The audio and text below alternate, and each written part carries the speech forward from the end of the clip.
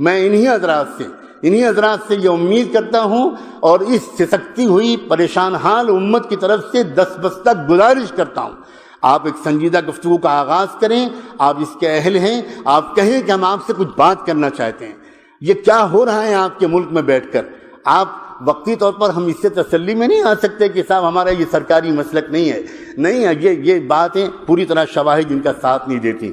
ایک تو میری تجویز یہ ہے، یاد کرو وہ دن جب حضرت مولانا الیاس رحمۃ اللہ علیہ نے اپنی جائیداد، باغ، کھیت سب بھول کر چھوڑ کر دن رات دین کی محنت میں لگ گئے۔ ان کے لوگوں نے ان سے بہت کہا کہ آپ کے پاس بڑی جائیداد ہے، باغات ہیں، لوگوں نے قبضہ کر لیا ہے، تھوڑی توجہ کر دیجئے۔ فرمایا کرتے تھے کہ میں ایک منٹ بھی ان چیزوں کو میں ضائع کرنے کی اپنے اندر ہمت نہیں پاتا۔ اللہ مالک ہے، میں تو اب بس دین کے کام کروں گا، اللہ کرے گا میرے ساتھ جو معاملہ کرے گا، اللہ میری کمزوری کو جانتا ہے۔ پھر آنے لگے امتحان، پھر وہ وقت آیا کہ رمضان مبارک کے دن تھے، بنگلے والی مسجد میں مہمان تھے، دسترخوان سحری کے وقت میں بچھایا گیا، لیکن دسترخوان پر جانتے ہو کیا رکھا گیا؟ کھانے پینے کے لیے کوئی چیز نہیں تھی۔ وہیں پر ایک پیڑ لگا ہوا تھا جس میں گولر کا پھل نکلتا تھا، گولر کا پھل کوئی انسان نہیں کھا سکتا، یہ صرف بکرے کھاتے ہیں۔ اس گولر کو توڑ کر لگ دیا گیا دسترخوان پر، اور سحری میں حضرت مولانا الیاس رحمۃ اللہ علیہ نے اور ان کے مہمانوں نے گولر کھا کر پانی پی لیا اور دن بھر روزہ رکھا، انتظار میں رہے شاید افطار کے وقت میں کچھ کھانے کو مل جائے، ایک پیالی چائے ہی مل جائے، کچھ تو ملے گا، مگر پھر دسترخوان افطار میں بچھا اور پھر گولر اور پانی کے سوا کچھ نہیں تھا۔ جب ایسے دن گزرنے لگے تو حضرت مولانا الیاس نے ایک مرتبہ اپنی بیوی سے کہا، ان کی بیوی اچھے رئیس خاندان کی تھی، اور ان سے کہا کہ دیکھو مجھے لگتا ہے اب میری قسمت میں تو یہی سب لکھا ہے، میں نہیں چاہتا کہ میری وجہ سے تم کو تکلیف پہنچے، میں خوشی خوشی تم کو آزاد کر دوں گا، کوئی تحفہ دے سکوں گا تو دے دوں گا، تم کو طلاق دے دوں گا، تم چلی جاؤ اپنے میکے واپس، اور پھر عدت گزارنے کے بعد میری دعا ہے کسی کھاتے پیتے انسان کے ساتھ تمہارا نکاح ہو، تم یہ تکلیف کب تک برداشت کرو گی؟ حضرت مولانا الیاس کی اہلیہ خاموش نہیں، ایک لفظ نہیں بولی، اٹھی اور کوٹری کے اندر گئیں، اور ایک پوٹلی انہوں نے چھپا کر رکھی تھی، اس میں کچھ زیور تھے اور کچھ روپے تھے، وہ لائیں اور لا کر ان کے قدموں پر رکھا اور کہنے لگی مجھے اپنے گھر سے اپنے قدموں سے جدا مت کیجئے، یہ جو کچھ ہے میں حاضر کرتی ہوں، سلام ہو اس اللہ کی بندی پر، سلام ہو اس کے عزم و قربانی پر، کیا پتا اس قربانی کو قبول کر کے اللہ نے پورے دعوت والے کام کو قبول کیا۔ خاص طور پر میں اس وقت اپنے تبلیغ و دعوت کے ساتھیوں سے کہنا چاہتا ہوں، میں یقین دلاتا ہوں کہ اس کا بہترین انعام تم سب کو اور تم سب کے ذریعے سے انشاءاللہ تمام ایمان والوں کو بلکہ پورے ملک کو انشاءاللہ ملے گا۔ تم نے بڑی پیاری ادا کی ہے، تم نے نفرتوں کا جواب محبت سے دینے کی کا ایک نبوی رواج زندہ کیا ہے تم نے۔ بلکہ اگر میں یہ کہوں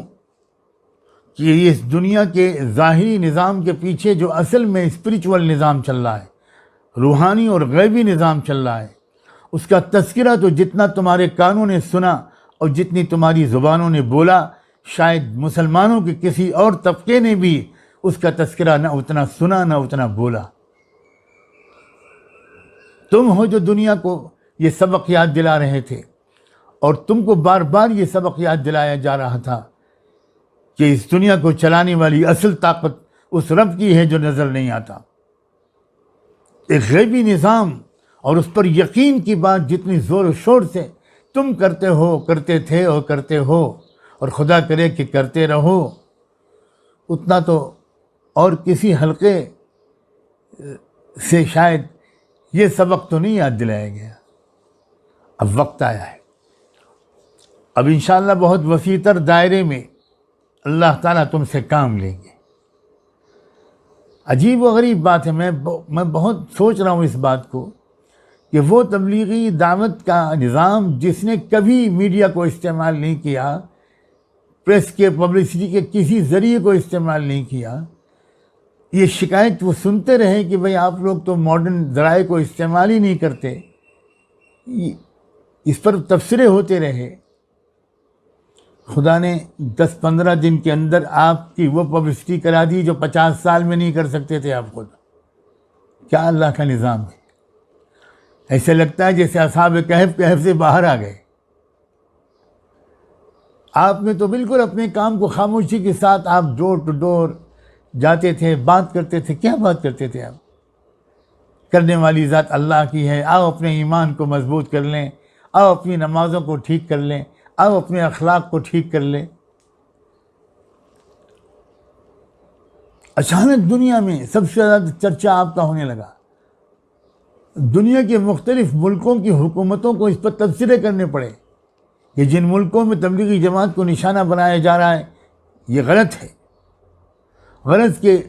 کوئی آپ کے دفاع میں بول رہا ہے، کوئی آپ کے اوپر حملہ کر رہا ہے، چرچا ہر طرف آپ کا ہو گیا۔ مجھے یقین ہے کہ اللہ تعالیٰ نے ایک پلاننگ کے تحت یہ ہونے دیا ہے، کیونکہ شاید اب آپ کو ہی اپنے دائرے کو آگے بڑھا کر تمام وطنی بھائیوں سے، تمام دیش واسیوں سے آپ کو اب گفتگو کا آغاز کرنا ہے، کیونکہ لوگ اب جاننا چاہتے ہیں کہ آپ کیا کہتے ہیں مسلمانوں سے، آپ کیا کرتے ہیں،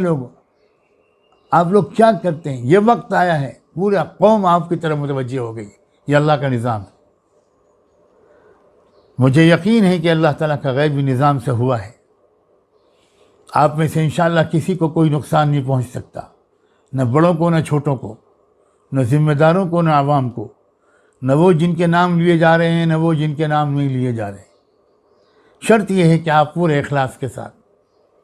اپنا کام جاری رکھیں، اور خون دیتے وقت آپ میں سے ایک نے یہ تک کہہ دیا کہ ہمارے خون کا ایک قطرہ اگر کام آ جائے تو لے لو۔ واقعی آپ کے جذبات قربانی دینے کے بنائے گئے ہیں، چھیننے کے، لوٹ کھسوٹ کے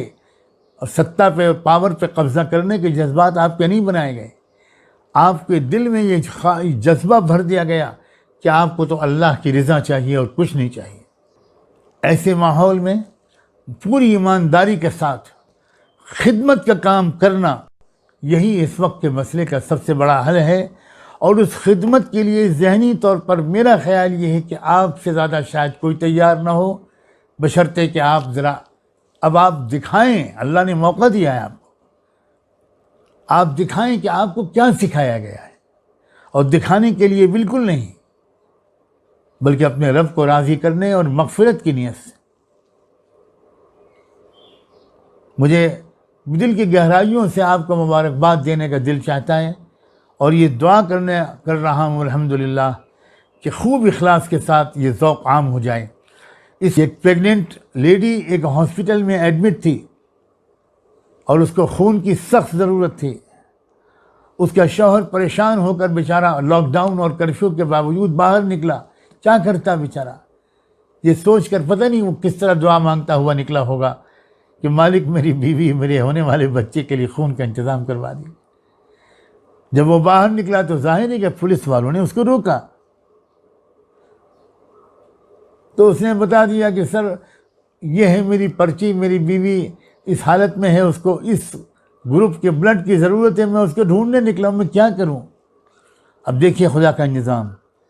اس کانسٹیبل نے کہا، سوچا کہ یہ تو گروپ میرا بھی ہے، یہ بیچارہ کہاں جائے گا اس وقت، میں چھوڑ دوں گا، آگے کوئی روک دے گا اس کو، ہو سکتا ہے 2 ڈنڈے ہی مار دیں۔ اس پولیس والے نے اپنے آفیسر سے اجازت لی اور اس کے ساتھ چلا گیا اور جا کر اپنا خون دیا۔ ایسے بھی پولیس والے موجود ہیں نا بھائی، وہ بھی تو انسانی ہوتے ہیں ہماری طرح، ان میں بھی اچھے اور برے دونوں قسم کے لوگ ہوتے ہیں۔ تو ان سے نفرت نہ کریں، ان سے بالکل نفرت نہ کریں، ان کی اجازت لے کر غریبوں کی خدمت کریں، کسی نہ کسی طرح وہ آپ یہ کوشش کیجئے اس وقت میں، یہ سب سے بڑی نیکی ہے، سب سے بڑی نیکی۔ اعتکاف تک توڑ دیا تھا صحابہ کرام نے جب ان کو کسی ضرورت مند کی خبر ملی تھی اور ان کو لگا تھا کہ جائے بغیر کام نہیں چلے گا، اعتکاف سب تک سے نکل آئے تھے۔ اور جب پوچھنے والے نے پوچھا تھا تو انہوں نے کہا تھا کہ کسی غریب محتاج کی مدد کرنے کے لیے چلنے پھرنے سے ثواب اعتکاف سے بہت زیادہ ملتا ہے۔